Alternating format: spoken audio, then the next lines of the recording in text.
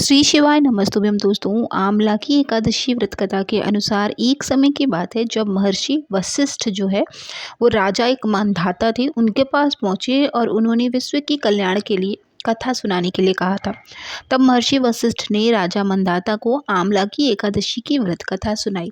इस कथा को सुनने से 1000 गायों के दान का पुण्य मिलता है, इसलिए एकादशी पर आमले की जो है व्रत कथा अवश्य सुननी चाहिए। पौराणिक कथा के अनुसार एक राजा चैत्ररथ थे जो पुण्यात्मा और धर्म के कार्यों में पूरा सहयोग करते थे। वो जिस नगर के राजा थे उस नगर का नाम था वैदिश। वे भगवान विष्णु की बहुत पूजा करते थे। उनकी प्रजा भी श्री हरि की बहुत पूजा करती थी। वो लोग धर्म के परायण थे। एक समय आमला की एकादशी के अवसर पर पूरा नगर जो है वो व्रत था।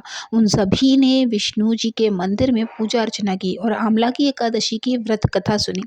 रात के समय में जागरण किया। उस दौरान मंदिर में एक शिकारी भी पहुंचा था। उस शिकारी ने भी आमला की एकादशी की पूजा की, व्रत कथा सुनी और रात्रि जागरण का पुण्य प्राप्त किया। जब अगला दिन सुबह हुआ तो सुबह होने पर वह घर पहुंचा। वहां उसने खाना खाया और सो गया। उस शिकारी की उसी दिन मृत्यु हो गई। उसका जन्म राजा विदुरथ के घर में बेटी के रूप में हुआ। उस बच्चे का नाम वसुरथ रखा गया।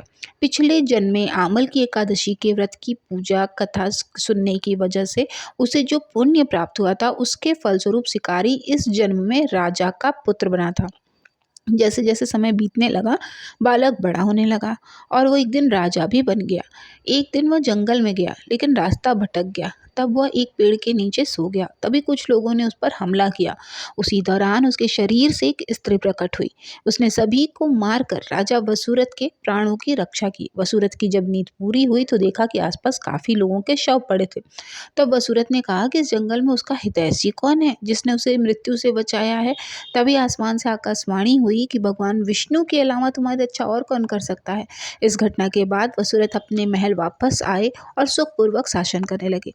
महर्षि वशिष्ठ ने राजा मंदाता को आमल की एकादशी के महत्व को बताया। उन्होंने कहा, जो आमल एकादशी व्रत रखकर विष्णु भगवान की पूजा करता है वह पाप मुक्त हो जाता है, उसके कार्य सफल होते हैं और अंत में उसे मोक्ष भी मिलता है। आमल की एकादशी नाम से ही समझ में आ जाता है कि आंवले के पेड़ की पूजा इस दिन जरूर करनी होती है।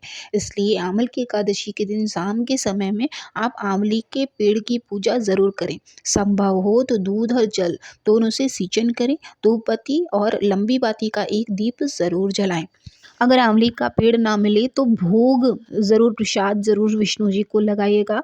व्रत पारण का जो समय है, समय के अनुसार ही करना चाहिए। तो जो एकादशी में पारण का शुभ मुहूर्त है वो है 11 मार्च सुबह 6:35 से लेकर 8:13 के बीच में आपको पारण जो है वो कर लेना है। अगर आप प्रदोष व्रत अगला दिन भी प्रदोष का भी व्रत रहते हैं तो आप कोई फल खाकर या पानी और तुलसी दल लेकर भी अपने व्रत को भगवान को साक्षी मानकर तोड़ सकते हैं और उसी समय संकल्प ले सकते हैं कि आप प्रदोष का व्रत जो है वो उठा रहे हैं या धारण कर रहे हैं। तो आई होप कि आप सभी के लिए वीडियो बहुत यूजफुल रही होगी। व्रत कथा को ज़रूर सुनिएगा और पढ़ने का प्रयास ज़रूर करिएगा ताकि आपको उसका महात्म्य और ज़्यादा समझ में आए।